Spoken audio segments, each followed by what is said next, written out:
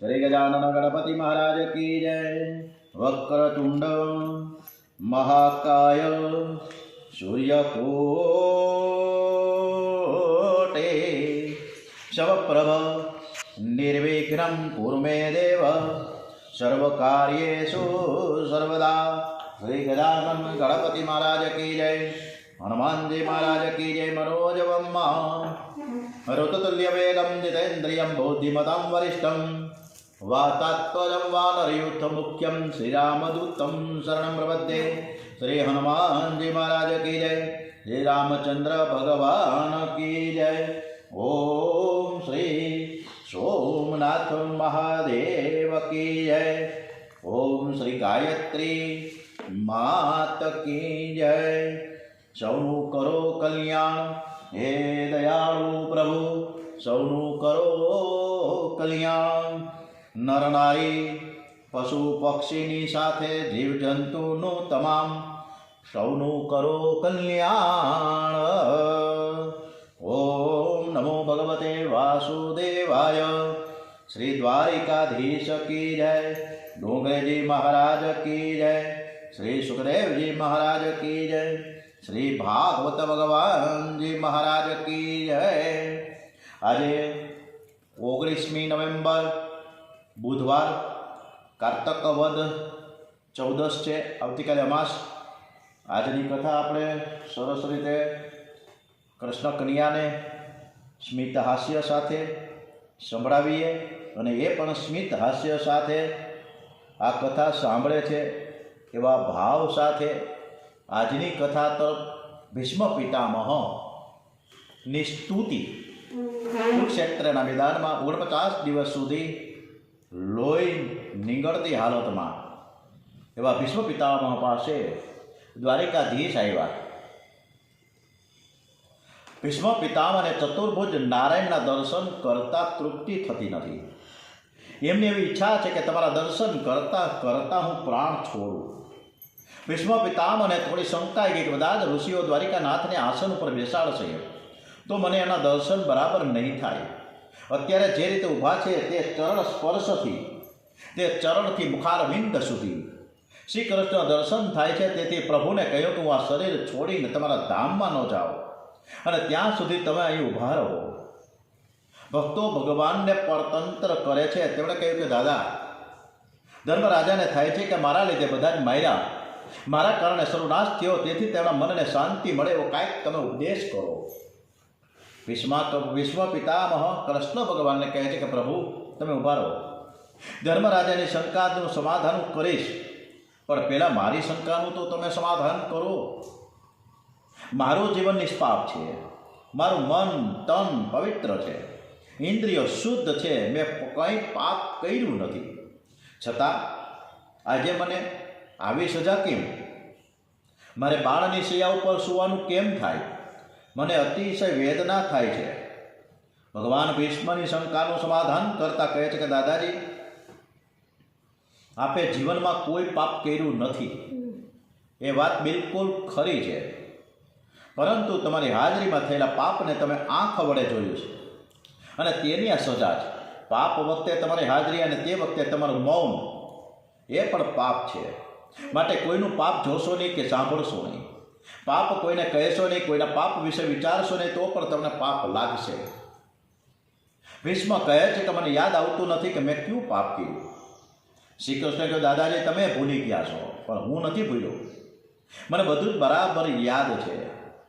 જીવ પાપ કરીને બધું જ ભૂલી જાય છે, પણ ઈશ્વરે બધું જ યાદ રાખે છે। ચંદ્રગુપ્તના ચોપડામાં એની ડાયરીના, હવે તો લેપટોપ આવી ગયા છે, ત્યાં બધી જ નોંધ હોય।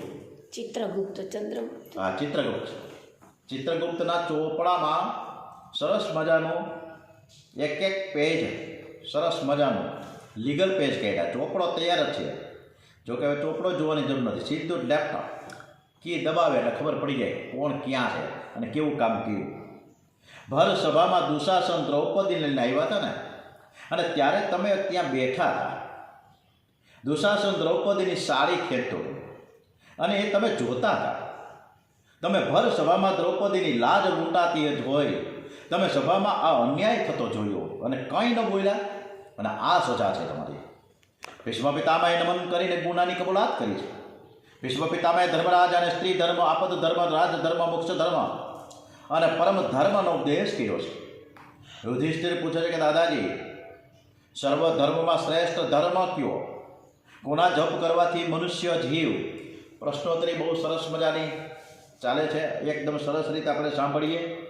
યુધિષ્ઠિર ભીષ્મ પિતામહ દાદાને પૂછે છે કે કયો ધર્મ શ્રેષ્ઠ છે અને કોના જપ કરવાથી મનુષ્ય જીવ આ જન્મ મરણના ફેરામાંથી મુક્ત થાય છે.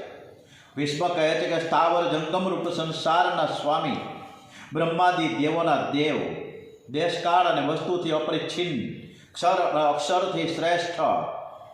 ખૂબ સરસ મજાનું ડોગરેજી મહારાજ, સુખદેવજી મહારાજ કહે છે કે વિષ્ણુ સહસ્ત્ર, વિષ્ણુ સહસ્ત્રના નામોનું નિરંતર પઠન પાઠન થવું જોઈએ.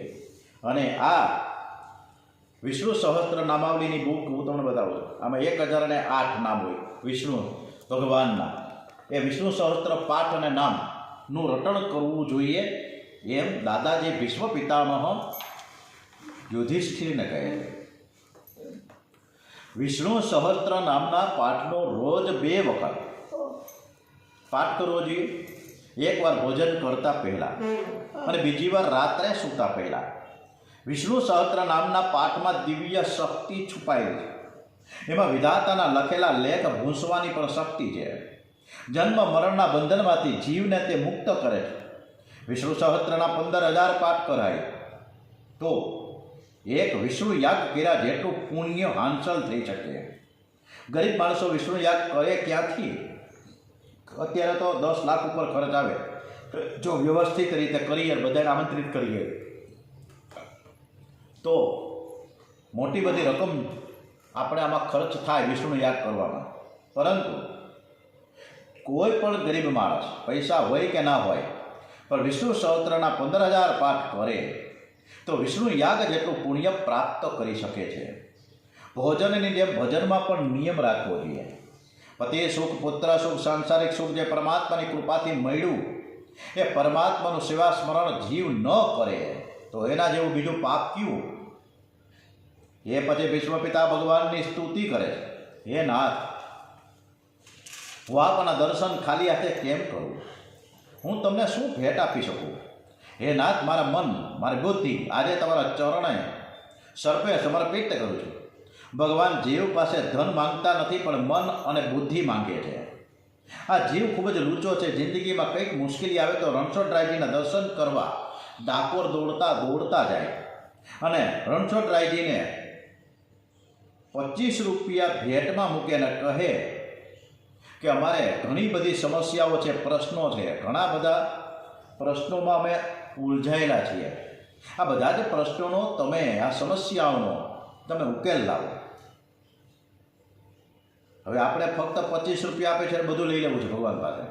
બધી સમસ્યાઓનો એકી સાથે એક જ ઝટકે નિકાલ કેવી રીતે ભગવાન કરે? ત્યારે ભગવાન પણ એમ કે તારે મને 25 રૂપિયા આપવા છે અને તારી બધી સમસ્યાનો ઉકેલ મારે કરવો, તો હું મારે ઠેકો લઈને બેઠો તમારા બધાનો?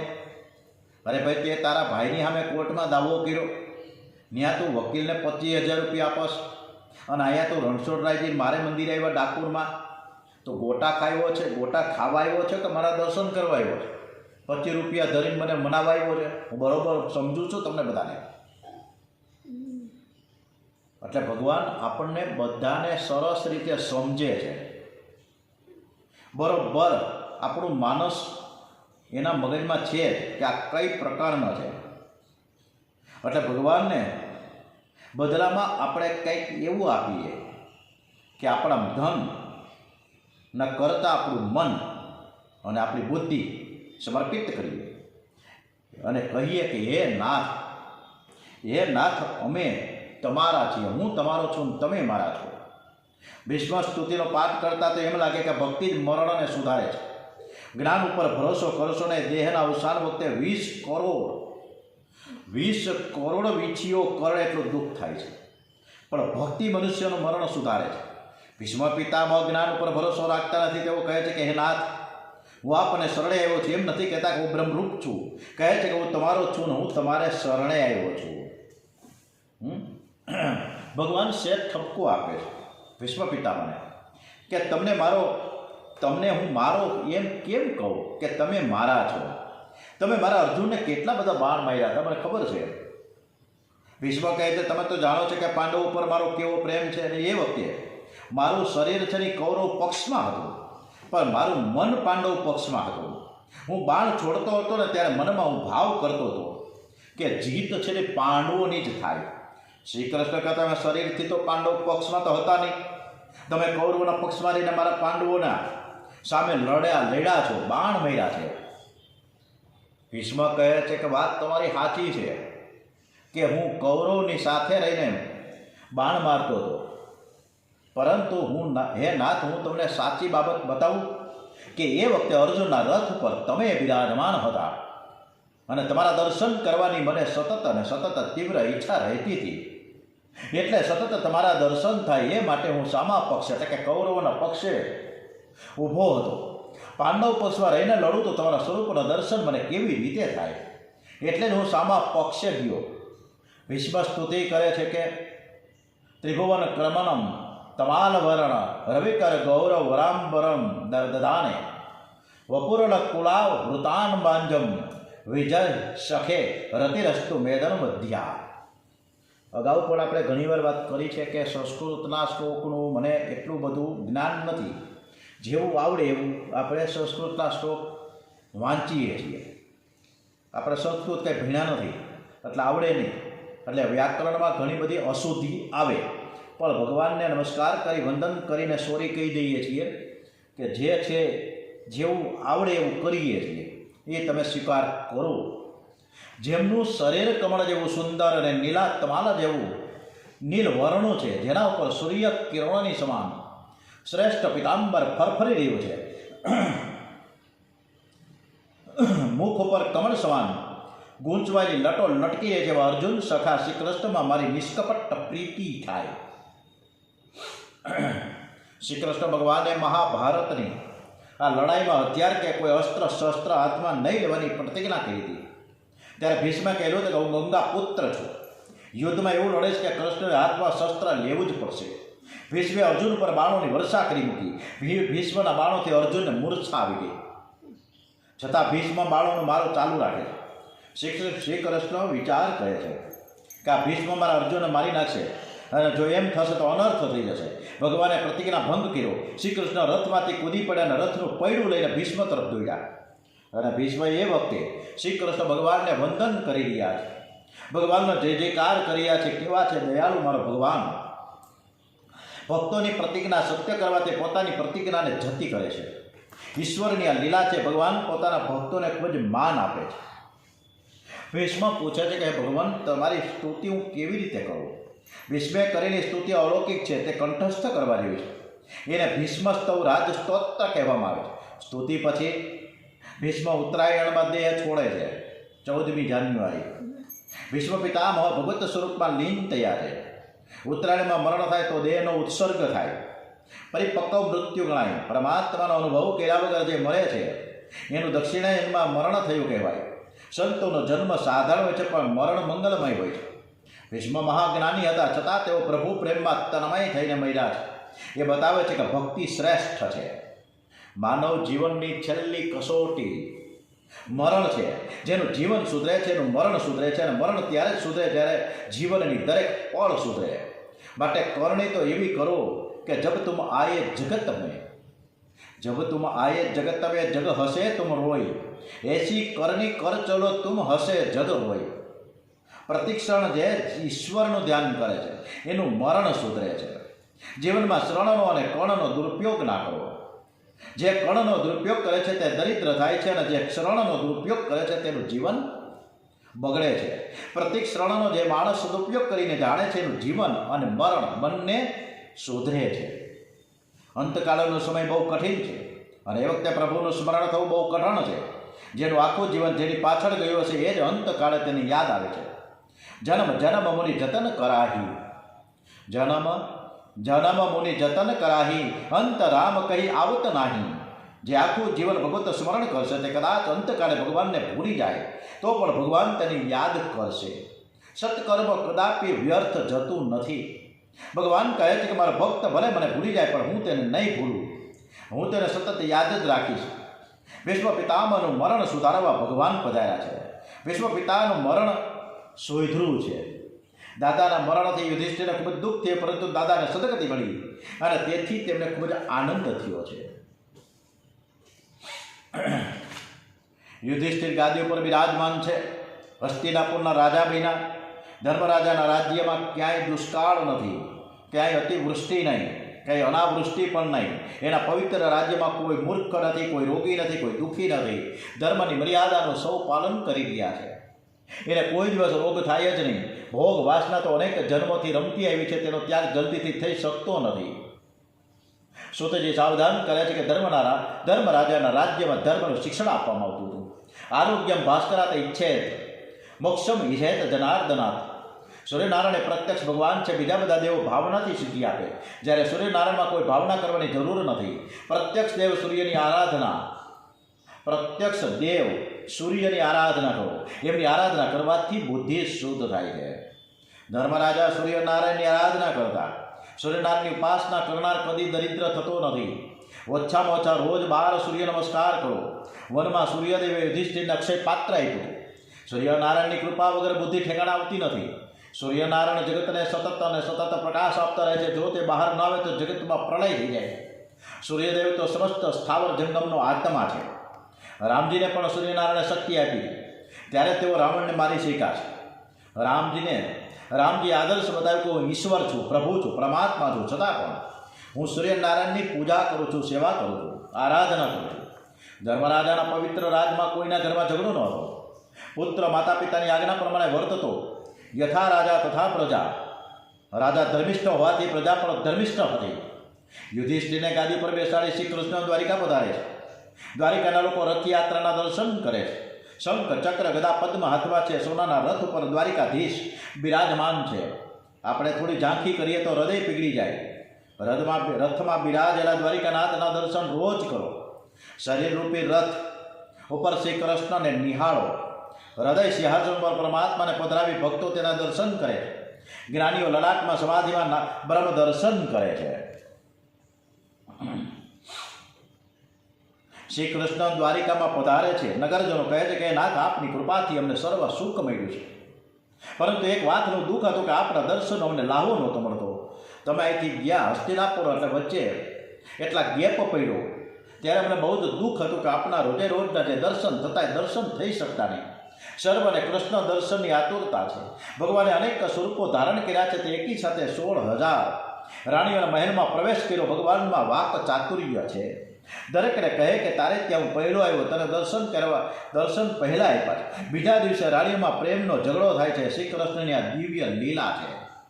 અને એ સમયે કામદેવ લડવા આવ્યો છે કે રાસલીલામાં કામદેવની હાર થઈ હતી, ત્યારે તેને મનમાં વસવસો રહી ગયો હતો.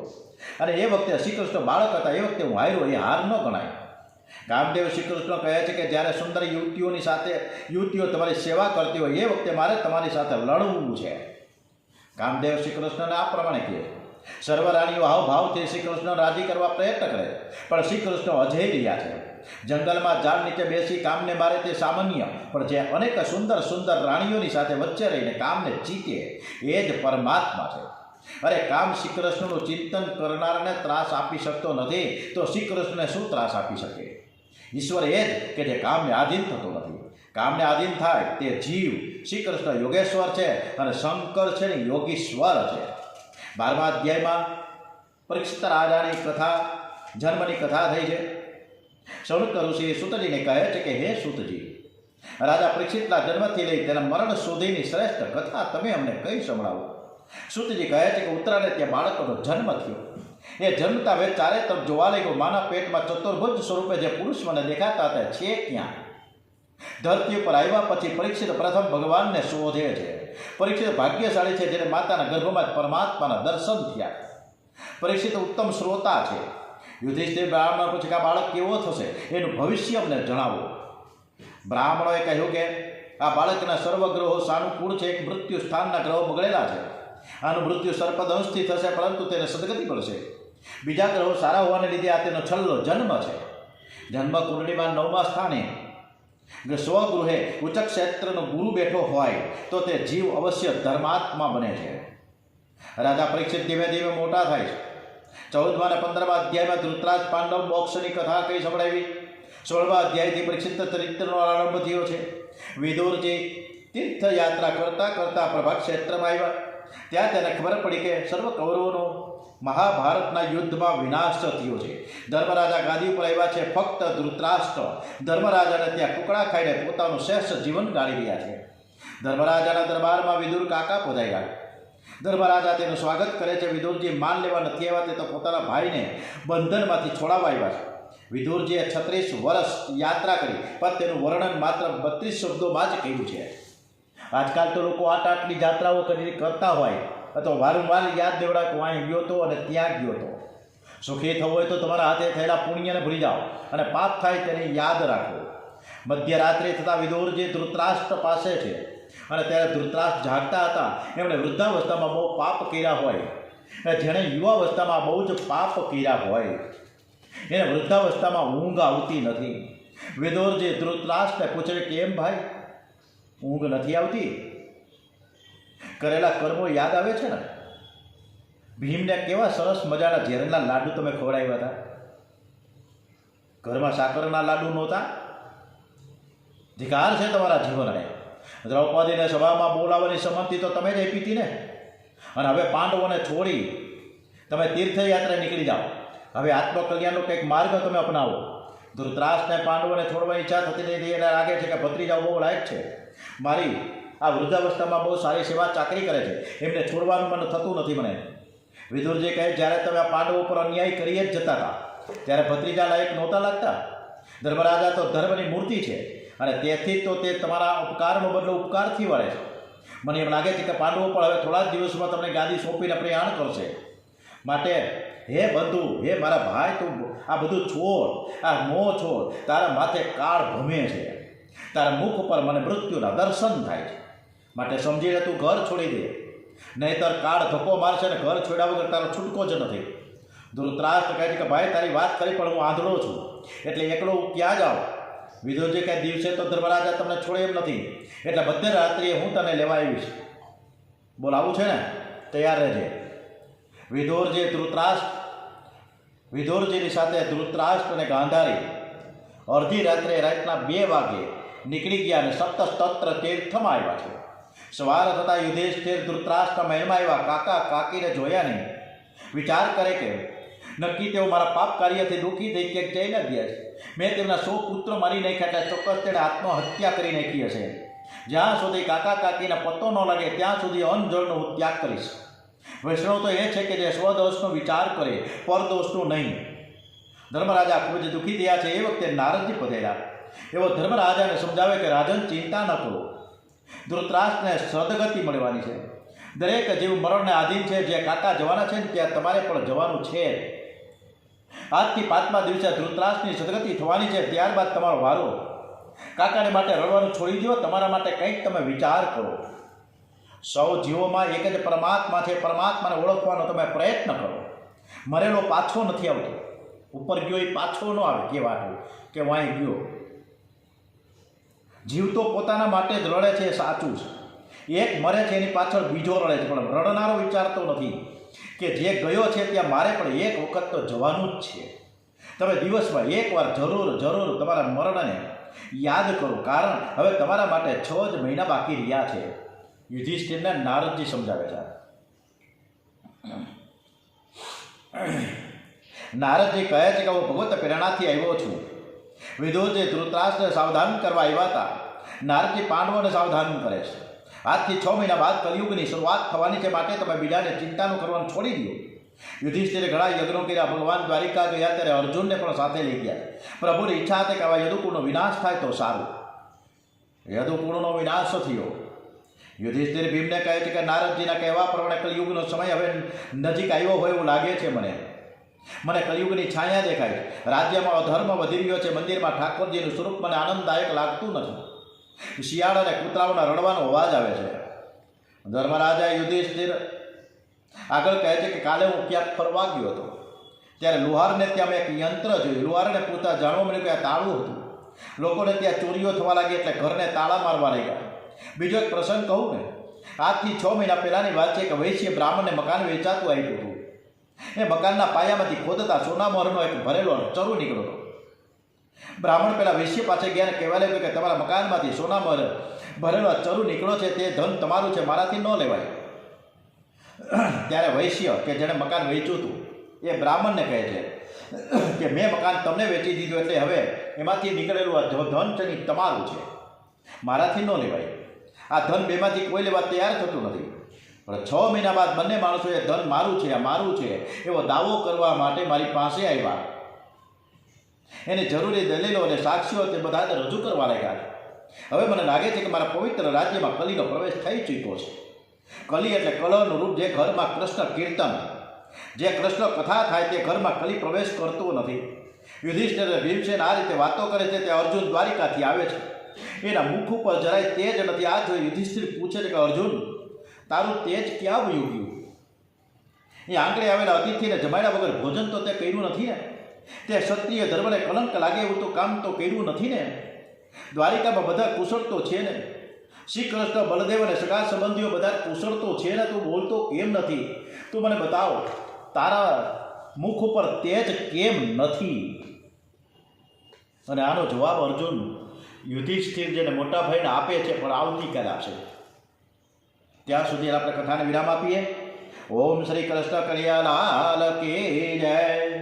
ઓમ નમો ભગવતે વાસુદેવાય.